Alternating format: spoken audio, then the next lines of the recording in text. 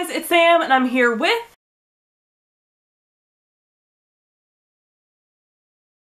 And Soman and I were paired up for Because You Love to Hate Me, which is a villain anthology that's coming out this July from Bloomsbury. I've done a whole video about this, so I will link that on the screen. So Soman, when I first saw you speak, it was a couple of years ago at YALLFest, and you were talking about villains then and your love of The Little Mermaid and Ursula, but also wanting to get some kind of Ursula backstory. I've always been drawn to Ursula myself as well, but what villains have you always been drawn to, and who do you think has a backstory that deserves exploring?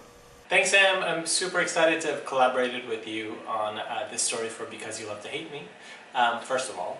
And second of all, I think when it comes to villains, that's sort of my jam. You know what I mean? Like, I've loved villains in stories since I was young. I always rooted for them when I watched Disney movies. And I think Ursula was the one that really drew me the most when I was a kid, in terms of a villain that felt like her whole story was missing, that like Disney had sort of completely like messed up her backstory because we didn't get any sense of who she was. Was she related to King Triton? Like, what was her beef with him? And so it just felt like that was the one that really drew me. And it was, if I had one choice to write a movie, it would be Ursula's backstory for sure, because she's an amazing villain, and I feel like we need to understand where she's coming from. The story you wrote for Because You Love to Hate Me, Gwen, Art, and Lance, plays with what makes a hero versus what makes a villain, and the whole idea around villains being the hero of their own stories. But on the flip side of that, are there any characters who are deemed as heroes by the general public that you view as a little villainous?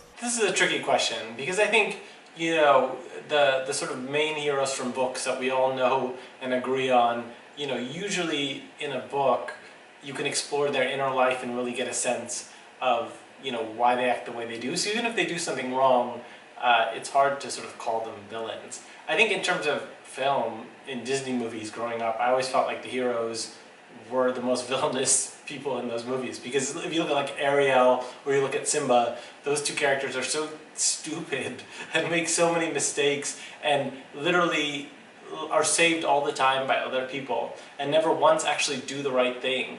And I think that's what drew me to the villains in those movies specifically, because both Ariel and Simba make mistake after mistake after mistake, many of which, if a villain made, you know, would then lead to their death. So I don't really find either of those characters very good at all. I'm sure that's controversial, but probably not. As an author who's used to working solo, what was it like working on Because You Love to Hate Me and having to use someone else's ideas as your inspiration? The cool thing about sort of my career so far is I came from film before I worked in books. And with film, it's super collaborative. You know, you often, a studio comes to you with an idea for a story. They come to you with like a basic pitch, and you're there to sort of execute that idea. You know, with books, it's 100% sort of my vision and thoughts and things like that, and it's very much sort of my subconscious poured on a page. With this story, it was the ability to sort of have an idea of what I wanted to do and take what interested you and find a way to meld them, right? So it became kind of a collaborative exercise in coming up with a concept, and then, just like you would do in a film, you know, story room, and then me going off as an author.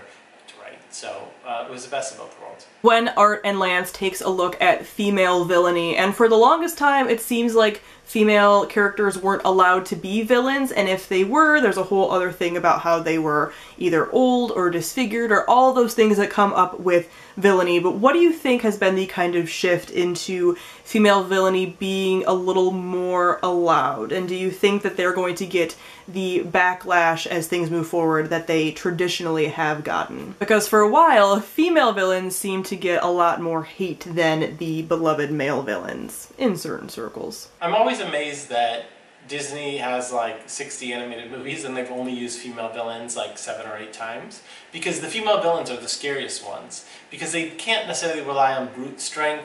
They don't always come with like weapons to like blow you up. It's a much more subtle villainy. It usually relies upon like sabotage and subterfuge and seduction and all these things that you don't normally see in male villains. And so they're the better villains, to be honest. And also kids are very scared of non-maternal women. And so they make amazing villains for kids, because nothing sort of terrifies a kid more than a female villain who has no interest in protecting children. So That always got me as a kid, and I think it will continue for the rest of time.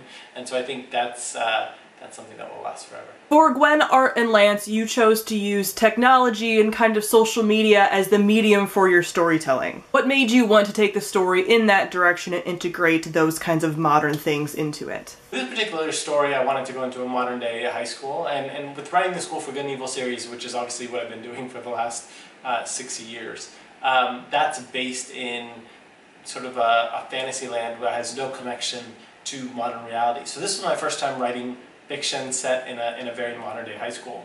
And I felt like in order to really get at the core of what the modern experience is for a teenager in high school, I just wanted to do it straight through text messages, because social media dominates so many kids' lives these days that I just wanted to go to the core. Could I tell a story through the media that most kids live their life through?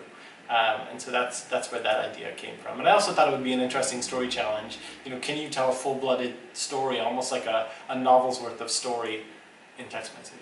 And lastly, we'll end with a timeless debate. Which Disney villain do you think has the best villain song? I think it's a two-way tie between Ursula and Scar, but there's so many in there that are top-notch. In terms of my favorite Disney villain song, I have a weird one. I think Scar and Ursula definitely have incredible ones. And it's a bit sad that Maleficent doesn't have one in Sleeping Beauty, unless I'm wrong, but I'm pretty sure she doesn't have one.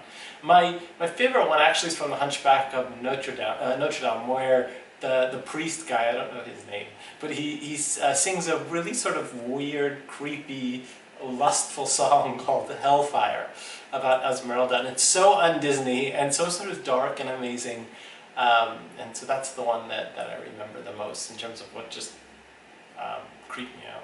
So, yeah. So that is it, guys. Thank you all for joining Soman and I for this Q&A. Thanks so much for having me, Sam, and hope we get to meet each other soon, and it was a pleasure working with you on this project. Because You Live to Hate Me is now available for pre-order, and there is even a pre-order special going on from Bloomsbury, so all the information for that will be linked down below in the description box for you to check out if you are interested. So thank you all for watching, and I'll see all of you guys soon. Bye!